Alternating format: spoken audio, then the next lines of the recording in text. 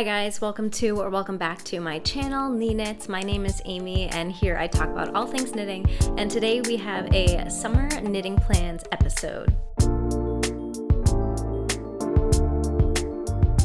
Alright, happy July everyone. I can't believe that this month is already here. I feel like I say this every time I do a seasonal knitting sort of inspiration and planning video, that I can't believe the season is already here, but believe it or not, we are already into summer here in Massachusetts, although I wish the weather was a little bit nicer. It's been really rainy, although we have been experiencing that sort of summer heat and humidity, but I'm really excited to dive into my summer knits, so I wanted to share with you guys my upcoming plans and sort of inspiration and what's inspiring me this season. Kind of have a jam-packed episode today, but before we get into all the knitting content, I just wanted to take a moment to thank the sponsor of today's video, Book of the Month. Book of the Month wants to promote new and emerging authors and titles to readers and give them some ease when choosing their next book to read.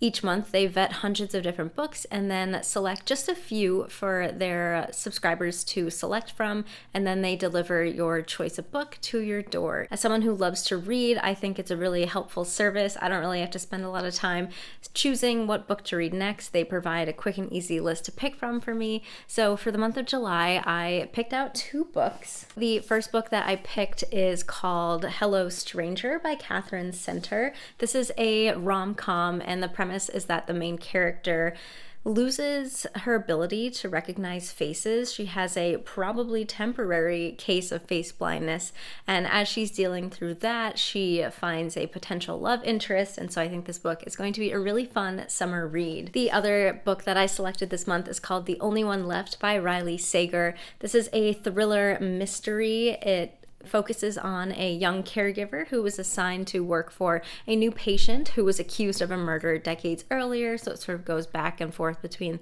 the two time periods, and I think it'll be a really fun and entertaining read. All of the Book of the Month books are hardcover, and you get the best price for hardcover fiction.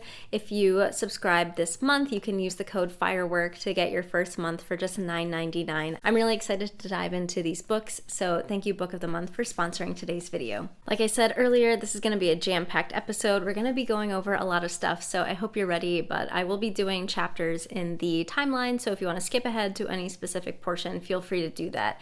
But the three main things we're going to be going over today are first reflecting on my spring knitting plans and kind of doing like a recap on what I said I was going to knit or what I planned to knit, and looking back on what I actually got done, because that'll sort of influence what I'm going to continue working on in the summer. Then we're going to be looking at summer patterns. I'm going to be sharing with you guys what's really inspiring me in the pattern world for this summer. And then lastly, I'm going to be sharing with you guys what I actually plan on knitting from those summer patterns and the yarns that I plan on using. So first, quickly, just defining summer. So summer I'm looking at as the months of July, August, and September. Summer here in New England and the Northern Hemisphere officially started like the third week of June. So we did have 1 week in June, and then it does end the third week of September, but I kind of like to block off the months. It's just easier for my brain to understand. So I'm just looking at July, August, and September, and they kind of coincide with the hottest months of the year for me in Massachusetts. That tends to be the hottest, the most humid, the sunniest in those 3 months. So kind of good that the weather and the season kind of align in terms of like ideal summer. I feel like I've been really into summer knitting lately as the spring has been coming to an end. I've been getting really excited about all of the summer knitting patterns that designers are coming out with. I feel very excited to just cast on everything, and I want to cast on everything, but it's really hard to focus and pick just like a few things. I don't know why, because I usually think of myself as more of a fall, winter sweater knitter, but with all of the new designs coming out, I've been feeling really inspired. I also feel like summer knits are more attainable because they tend to use less yardage of yarn. The fibers can be less expensive than winter knits, like cottons and such tend to be less expensive than wools. They also tend to be quicker knits themselves, just because you usually don't have sleeves, you have more open necklines, so they just seem more exciting to cast on right now, because I feel like I could get more tank tops done this summer than I would get sweaters in the winter. So yeah, really looking forward to everything that's to come in the next few months. I did want to go back and reflect on some of my spring knitting plans, share with you guys what I actually got done and compare them to what I said I was going to do. I definitely pair together spring and summer together, just like how a lot of people will pair together fall and winter. So a lot of my spring knitting plans that might not have gotten completed might spill into the summer. There are a lot of projects that I started last month that easily are going into this month and can be considered summer knits. So if you've watched my spring knitting plans video a while ago, I think I posted it at the beginning of April. Some of this stuff might sound familiar. Maybe it's a memory refresher. I know I had to go back and actually watch it to see what I planned out, but it turns out that I had 7 patterns that I really wanted to knit that spring, and I ended up knitting 4 of those 7 patterns. The first one being the Provence sweater. I knit that as part of the Sewrella Spring Make-Along with Serella's Surrey lace yarn in the color Toile. That was really fun. It was my first time knitting with Surrey. It was a really fun piece to knit because it was so fuzzy. I love the color. I did wear that piece a lot. I thought it was a really nice transition piece with the lots of positive ease and sort of flowy sleeves. It was a really nice piece to wear at the end of the winter, early spring, where it was still kind of cool and you wanted to have some long sleeves on. I also knit 2 pairs of socks that I said I wanted to knit, which is exciting. So goal met there. I am slowly working through the Handmade Sock Society pattern bundle season 2 by Helen Stewart. It's just a pattern of 6 different socks, all with some sort of texture or lace or cabling pattern. And I've been having a lot of fun just going through those. And I said in the spring that I would knit 2 of those patterns, the first one being the Cliff Walk socks and the second being the Shell Cottage socks. I was able to knit both of those in the spring and I have been wearing them. So those were some fun projects that I completed. And then I also put the poppy tee on my spring planning list, although I did say as a disclaimer that I wasn't sure if I was going to get to it, but I did end up knitting the poppy tee in the spring. You might notice that's actually what I'm wearing today. So I knit this in Kelbourne Woolens Mojave, which is a cotton linen blend. The pattern is petite knit. The color is electric blue. This has been one of my most favorite knit spring pieces so far. It's very wearable and I just love the color. It knit up really quickly. The construction was really cool, so really excited that I got to complete that project as well. There were 2 projects that I said I would complete in the spring, but I only started them. So the first one was the Whitmore cardigan by Amy Loudon. I had started knitting this in the Sewrella Classic DK yarn in the color Townhouse. It's this beautiful sort of creamy off-white tonal, and it's a nice cardigan with all this pretty lace, and I had started it. I was actually really into it and I didn't expect to not finish it, but I finished the yoke and separated for the sleeves and it really looked too big, and I'm pretty sure I'm going to have to frog it and reknit it at a smaller size. Something happened with the gauge or just the size I picked. Something was off and I knew I wasn't going to be happy with the finished result. So that is a project that I did not finish in the spring. I also started the Barber shawl, which I knew I wasn't going to finish in the spring, so that's still on my needles as well. And then lastly, the 7th pattern that I had on my spring list was the Weekender Light by Andrea Mowry. It's a fingering weight boat neck sweater with long sleeves. Suggested yarn is Brooklyn Tweed Loft, which is 100% wool, and I wanted to knit that. I know in my spring planning video I was debating what kind of yarn to use, and I really couldn't decide, and I also just wasn't in the mood to purchase a new sweater quantity of yarn in the spring or the summer, so that actually got pushed. I'm not even sure if I'm going to knit it this summer. Might get pushed to the fall or the winter, or who knows. So that did not end up getting knit. And so that's sort of like a recap of what I planned to knit in the spring and what actually happened. You know, I always say my plans are flexible, and it turns out there were also some projects I started that weren't even on my radar back in the spring, but you know, sometimes inspiration hits. Sometimes you find the perfect yarn in the yarn shop and you just have to use it. So that includes the Cumulus Tee by Petite Knit. If you follow along my podcast, you'll know that I've been working on that. And I actually have it right here just to show you guys really quickly. So I started this last month. I've been working on it. I'm actually really close to finishing it. Like you can see, I've casted off the body, the sleeve is done, and I'm actually almost done with the second sleeve. So this is almost close to being casted off, but I'm really excited to have this in my wardrobe as a spring and summer piece. But that's just one example of a project that wasn't on my spring list, but started it and finished it anyway. Another project that I started in the spring and not on my original planning list was the Cami number 5 by My Favorite Things Knitwear. So I started this, I'm using knitting for olive cotton merino in the color Dusty Blue Whale, and I've always had this on my knit list. I honestly thought I would start it later in the summer, but I was just really excited to cast it on when I found the cotton merino in one of my local yarn stores that I didn't know carried it. So this is Cami number 5. It's a project I'm going to take into the summer and definitely wear it this summer as well. And then the last pattern that I started in the spring wasn't on my list to knit, but started it anyway, and that is my April cardigan. This is a second time that I'm knitting the April cardigan by Petite Knit. I'm knitting it in Highland Alpaca DK, which is a alpaca and Highland wool blend. This was gifted to me by the Twisted Pearl Yarn Studio. It's this beautiful charcoal gray color. I think in my last video I said it was sort of a black color, but I definitely think it leans more gray, but it just has beautiful heathering, and I've been really enjoying this knit. It's very comfortable on 4mm needles, and I will definitely be knitting this through the summer, and it should be ready to go to wear by the fall. All right, so now we'll talk about my focus this summer in terms of projects.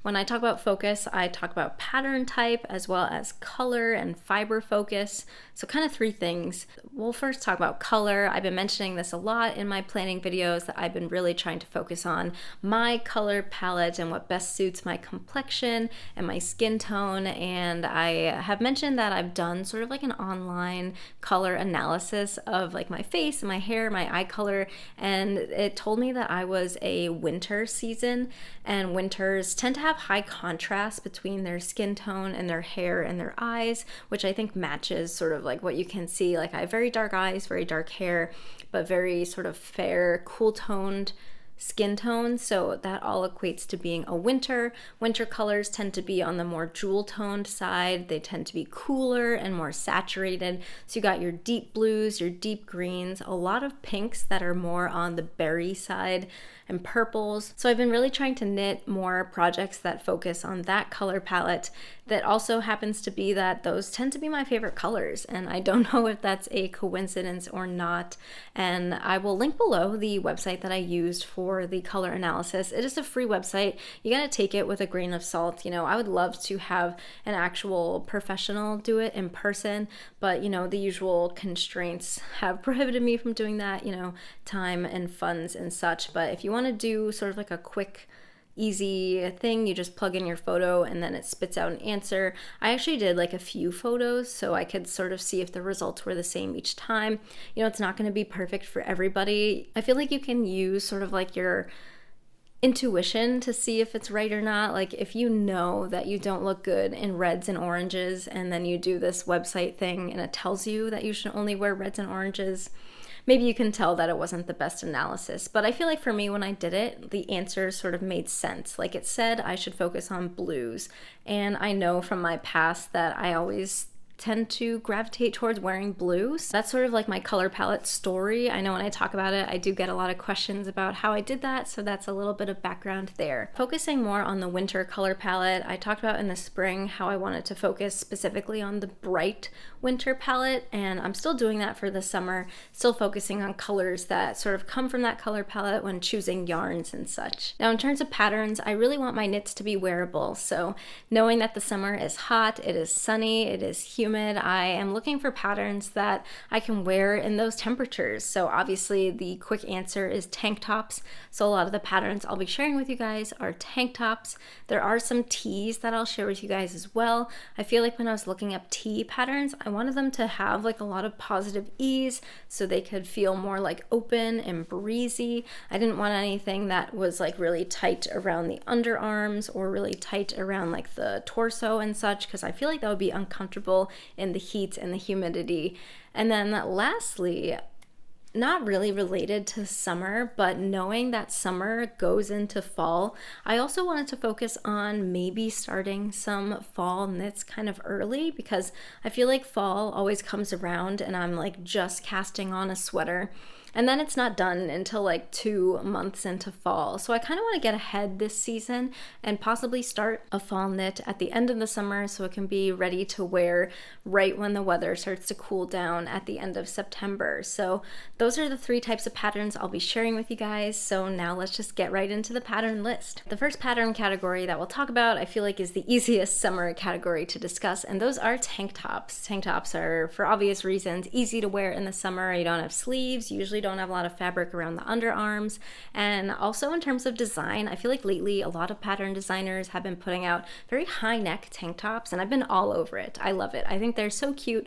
I think they're more practical. I myself am not always the most comfortable and very like deep open neckline, so I'm all on the high neckline train, and you'll notice that theme in all of these tank top patterns. The first tank top that I've been all over this season is the Kutar top by Sari Nordlund. I am just in love with this piece. I think it's gorgeous. It is this high neck kind of halter style tank top with this beautiful lace pattern all down the front that stops right about the midline of the chest, and then it goes down the back as well, stops at about the same point, like the mid chest level at your back as well. It has an A-line shape. I really like how it seems really flattering on all sorts of different body types. The suggested yarn is a fingering weight merino linen, and it's knit on 3.5mm needles. Now, usually I'm not into I-cord straps on tank tops. I find that they stretch out really easily and can be hard to maintain like a good tension on them, so they're not always falling off your shoulder.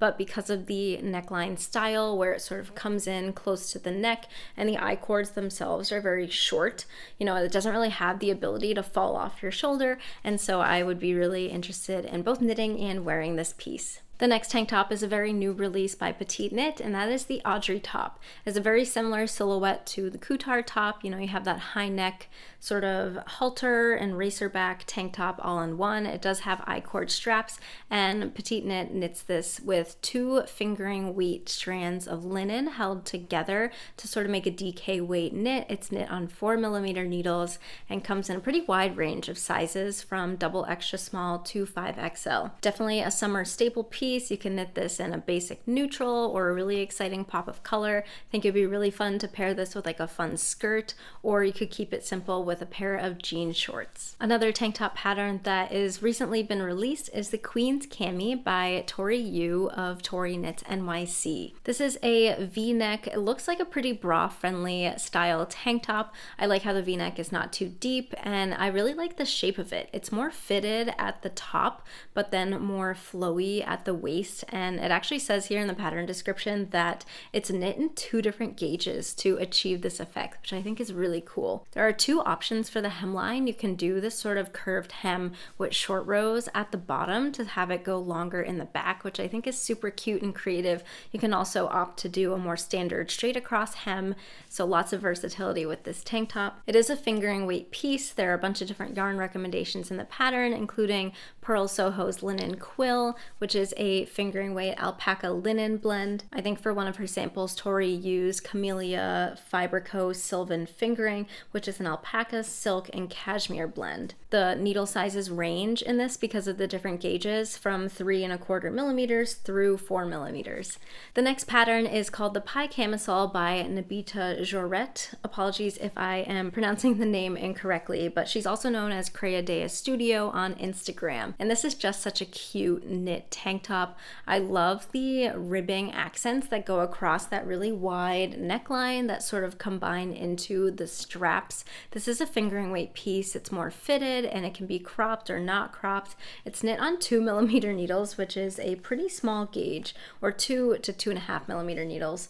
I think the 2 is for the ribbing and the 2.5 is probably for the body, but again, this is just a very like sophisticated looking knit. I feel like it looks store-bought, but you couldn't really tell that it's handmade. I really like it in this black color that one of the samples has been knit in. Just really sleek and stylish for the summer. Pairing it with a high-waisted pair of shorts or a high-waisted skirt would be super cute. I also really like it in this sort of heathered green color. I think it adds a lot of dimension to the tank top. It comes in 8 different sizes. The suggested yarns, there are a few of them, any sort of fingering weight, but it looks like fingering weight cotton merinos are recommended, or fingering weight merinos, just so it can have that elasticity and have that more fitted, close to skin, snug fit. Filcolana Arwetta is one of the suggested yarns, as well as Drops Baby Merino or Knitting for Olive Merino. This is not a newer pattern, and it's kind of a classic. You've definitely heard of it because I just mentioned it not that long ago, but that is Camisole number 5 by My Favorite Things Knitwear. This has been inspiring me every summer, and I'm finally knitting it this summer. It is this very high neck fitted all over 2x2 ribbed tank top. It's knit more cropped. Of course, you can lengthen it if you desire. It's knit with fingering weight yarn. The suggested yarn can be knitting for olive merino or knitting for olive cotton merino. And it's a stunning silhouette. It definitely falls into that category of high necklines with the sleek styling and beautiful finishing. I know the armholes and the neckband, I believe, are double knit, which look really clean and crisp. The last tank top that's really been inspiring me this season is the Soho top by Kadri. This is a beautiful flowy garter stitch boat neck tank top. Again, you have that high neck, but with the boat neck, it kind of drapes a little bit, which I think looks really flattering. I feel like garter stitch is not often used in garments, but in this pattern, it looks really classy. It looks really cute. The suggested yarn is Pearl Soho Sweetgrass, which is a fingering weight yarn, and she holds it double in the pattern to achieve a worsted weight gauge on 4mm needles. It does come in 10 different sizes, and it's knit in the round, which I feel like is the one con to this pattern. Like, despite it being garter stitch, you do have to purl every other row, but shouldn't be too bad if you're used to knitting flat stockinette. I really like how this pattern can be dressed up or dressed down. The next category of patterns is going to be tees. I don't have too many tee patterns to share with you guys because sometimes knit tees I just find are not that practical in the heat of summer, because as soon as you have fabric under the arms, it's like too hot to wear. You're definitely sweating through the fabric. But if you do have maybe lower temperatures in the summer, or maybe you work in an indoor office that has the air conditioning blasting, I think summer tees are a usable piece in the wardrobe. So the first pattern that I'll talk about is the Cumulus tee, which I did mention earlier is already on my needles. But this is a pattern by Petite Knit. It's just this beautiful kind of basic V-neck t-shirt, but she knits it in Knitting for Olive pure silk held single. So it is a fingering weight pattern, and I think the silk in combination with the basic silhouette of the t-shirt just really make it a staple classy piece. I really like all the I-cord finishings on it. The longer sleeves I think add a more polished look, and yeah, although it may not be suited for like the hottest day in the summer, it definitely is a wearable t-shirt that you could throw on with a cute skirt. And yeah, I know a lot of people have knit the Cumulus tee. They say it's very tedious, but definitely worth the effort for the finished result. Another t-shirt pattern that has been all over my Instagram feed and all over my YouTube this season is the ranunculus, and for very good reasons. I feel like this has been the it piece for years in the knitting world, and I think it's because it's so versatile. It can be knit in a range of different yarn weights, from fingering to DK to I think even worsted, and the pattern starts the same way for every size. Once you do the lace yoke, that sort of the pattern designer describes it as necklaces that drape the front of your chest, which I think is so beautiful. But once you do that lace yoke, you then look at your sizing, and then you do raglan increases until it is the size that you need it to be. So very versatile in terms of the knitting process. I think you can choose your yarn weight and needle size according to how you want the finished piece to look, which I think is really fun. So if you want it to be more open and flowy, choose a lighter yarn and a bigger needle. If you want it to look more like a close-knit sweater, use a thicker yarn, a smaller needle. So the possibilities are endless, and I think for very good reasons this is a very popular piece for the summer. With that being said, in terms of yarn recommendations, I mean, you could do really anything. If you have your favorite summer yarn in a fingering weight, you could definitely do that. If you have your favorite summer yarn and even a DK weight, you could use that. So lots of different options for the ranunculus. Another t-shirt pattern that I really like and I found on Ravelry is called the Lanakai Summer Tee by Sally Yee. And I thought this was very similar to the ranunculus, where it has that circular yoke with some lace details, but it's a very flowy open t-shirt. I think the lace yoke is a little bit more refined, it's more symmetrical than the ranunculus. So if you're looking for a more like geometric and symmetrical pattern, I think this is a great one to do. I really like how the pattern sample is knit with a lot of positive ease, so it looks very flowy, as well as around the body and around the armpit and the sleeves. So definitely a wearable summer piece if you choose the right fiber. It's knit in fingering weight yarn, and the suggested yarn is a fingering weight linen. So I think you combine the linen with the big flowy ease, and it would be a great piece to wear and knit in the summer. The suggested needle size is 3.5 millimeters. It comes in 7 different sizes, and it's pretty new. It was just released in May this year, so not a whole lot of projects on Ravelry for it yet, but I think soon enough there will be. The last tee I want to talk about is the Air Tee by Ozetta. This is also a very recent release. I know I had a lot of people who were test knitting it on my Instagram feed, and that's how I got exposed to the pattern. It has a lot of positive ease. It's a very boxy style knit. It's a fingering weight t-shirt, and the recommended yarn is Wool Dreamers Sauna, which is a wool and cotton blend. So again, great for the warmer weather. I really like the heathering look in the yarn that it creates in the sample piece that Ozetta wears. It's just classic Ozetta style and a really cute way to knit up the piece. One of the main features of the t-shirt is the back panel. You can see it's knit in sort of the opposite direction that most garments are knit in. It adds some visual contrast while still keeping it a very basic piece that is easy to wear with other things. It has a lot of positive ease. Again, that boxy fit around both the body and the arms I think makes it more breathable for the summer. And I also really like the neckline. I can't really tell how it's done. You know, I don't own the pattern, but I just like sort of the raw look of it. It's very thin and it looks almost rolled. Maybe it is just a raw stockinette neckline, but I think it looks really nice and it's very different from a lot of classic knit pieces this season. It comes in sizes extra small through 5XL, and the suggested needle size is 3.5 millimeters. Okay, this last category of patterns that I'm going to discuss are more my patterns that I really wanted to knit. They're not typical summer pieces. They're definitely more fall, winter knits, but I want to have them ready to wear as soon as the summer ends and the weather gets cooler. So these are sort of my transitional knits that I am going to start knitting this summer so I can have them ready to go when the fall begins. And the first one is the zipper sweater by Petite Knit. I've been wanting to knit this for a while. I actually knit the zipper sweater man for my husband Nick last year, and I've been wanting one for myself ever since. And so that is definitely on my list to possibly start this summer. I also do have an interest in knitting the Weekender Light by Andrea Mowry still. It was pushed off from the spring, so maybe I'll get to it at the end of this summer. The suggested yarn is Brooklyn Tweed Loft, which I do have available to me in some local yarn stores, and I really like the feel of it. It feels very lofty and light, so I think it being a fingering weight and being very light, it wouldn't be too difficult to knit on during the summer. And then the last transitional piece is a slipover, and that would be the Ingrid slipover by Petite Knit.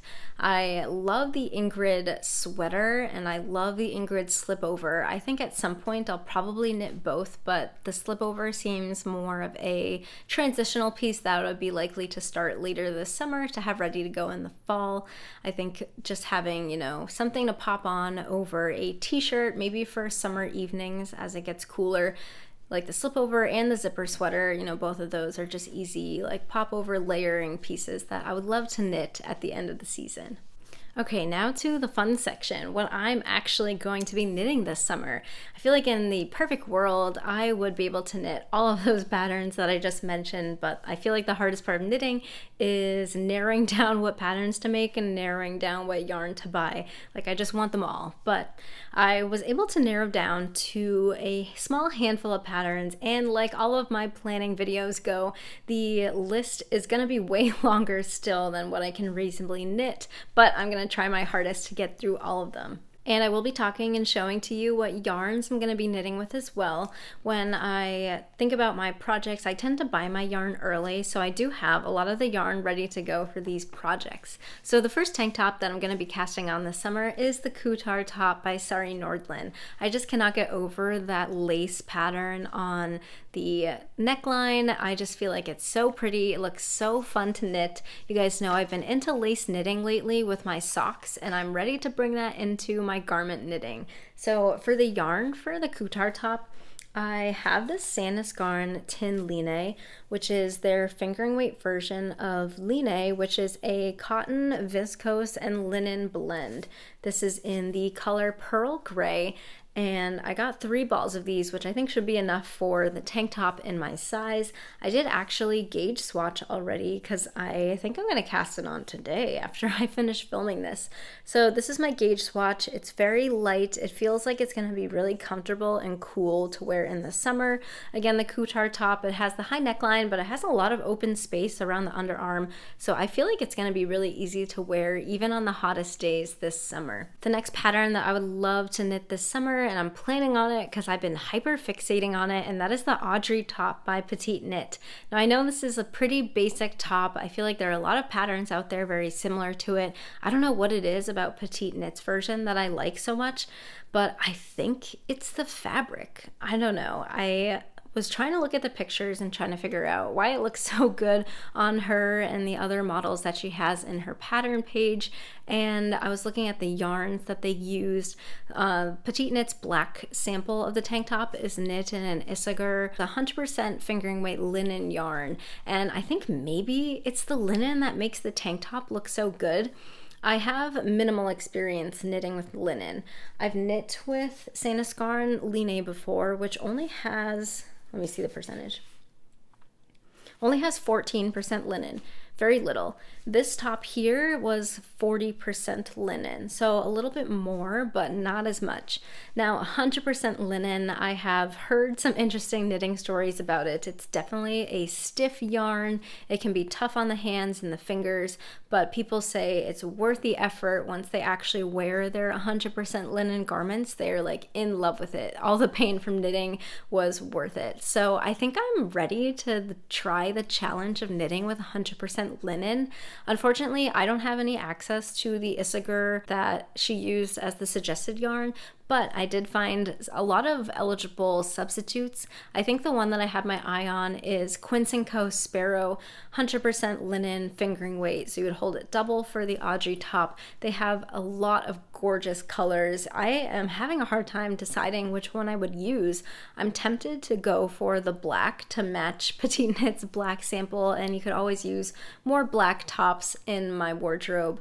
But I feel like I'm drawn also to this color Fundy, which is this really deep green.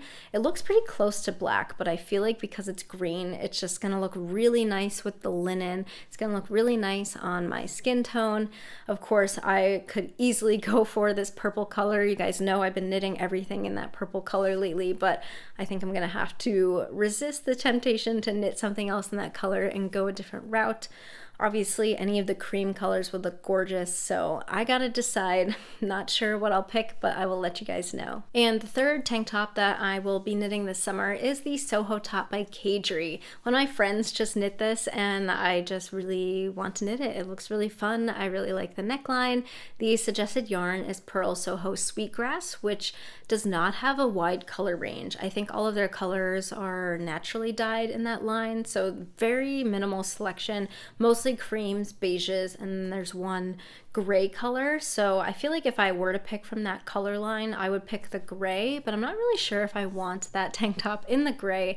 So I would maybe choose a different yarn for it. I'm thinking Sewrella Line because the worsted weight would match the gauge of the Soho top. They have a huge variety of colors, but I might just do a cream. I feel like it would be really nice to have it in a basic cream, but could easily go with any of the blues or the greens or even the pinks. I feel like I need to get into pink, but I'm scared to. We'll see. And of course, the last tank top I'll be knitting this summer is the cami number 5 that I showed you guys earlier. I will continue working on this one until it's finished. Probably going to focus on it pretty soon because I'm close to connecting in the round. And once you're in the round, it's all fun from there. So this will be worked on and finished in a very short time. All right, for tees, I feel like I probably should have started with what I was already knitting, like with the cami number 5, but for the tees, I will start with the Cumulus tee. I will obviously be finishing this one. I only have a few more rows to go until this is a done project. I'll block it and then show it to you guys in my next podcast. But that is the first summer tee that I'll be working on and finishing. I also plan on knitting the Lanakai summer tee. and I have Sewrella yarn bamboo sock, which I plan on using for it. This is a fingering weight yarn. It is 80% superwash merino wool and 20% bamboo, and the bamboo is supposed to be that sort of summery fiber content.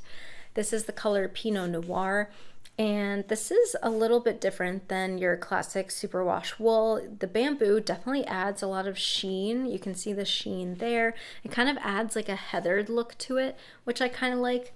And I did gauge swatch it already for the t-shirt. So this is the swatch that I knit up so far, and it feels pretty woolly. I mean, this is still 80% superwash wool, and feeling it with my hands, it definitely still feels like a superwash wool. I think if you asked if there was any bamboo in it, like with my eyes closed, I would probably say no. So the jury is still out on how wearable that this fiber will be in the hot summer months because it is wool, but I am excited to knit with it and see how the drape is. I know the bamboo will add significantly to the drape of the fabric, and combined with the positive ease of the Lanakai Summer Tee, I think this will be a good combination in a project. And the last pattern that I plan on knitting this summer is the zipper sweater by Petite Knit. I have been sitting on this beautiful Filcolana Peruvian Highland wool that I got in Sweden last year for a while now. This is in the color charcoal, and Peruvian Highland wool is a worsted weight 100% Highland wool yarn, and I'm going to pair it with Filcolana Tilia, which is their silk mohair. This is in the color black. I have not used Tilia before, but I'm really excited to try it. I do like mohair, and I've tried a good amount of mohairs, but I've not tried Filcolana's mohair before. So I'm excited to see how this knits up. I'm excited to get this Aran weight knit on my needles. I think it'll be a nice break from all of the fingering weight projects that I've been working on this spring and summer. It's going to be cozy and hopefully will be kind of quick, at least quick compared to the summer knits. So this I will be definitely casting on sometime this summer. And lastly, I did want to mention that I am going to continue knitting socks as usual. I always like to have a sock on the needle just because they're easy to throw in my purse when I'm going out for on-the-go knitting. And I will be continuing to work through the Handmade Sock Society Season 2 pattern bundle. Hopefully get all 6 of those completed by the end of the summer. We'll show you guys those in my upcoming podcasts. And of course, I still have my April cardigan. That'll be an ongoing project. Not really a firm deadline, kind of in the background. I have a feeling I'll probably be working on this first before I cast on the zipper sweater. So that is still on my needles for this summer, as well as my Barbara shawl. So a lot of patterns, you know, like I said before, we'll see if I get to all of those, but that's what I'm thinking for this summer. And I hope you guys enjoyed this video. I hope it wasn't too chaotic. I know there's a lot going on, but I just really like to sit down and look at the yarns, look at the patterns, look at the colors for the upcoming season. It's just really fun to put those all into one video and share with you guys what's inspiring me to knit this season. So I'd love to hear what you guys are looking forward to knitting this summer. Feel free to let me know in the comments. And as usual, if you guys like my content, I would love if you subscribe to my channel. It helps me out a lot. Feel free to follow me on Instagram. My name is NE Knits there, and I will see you guys in the next video. Thank you guys for watching. Bye.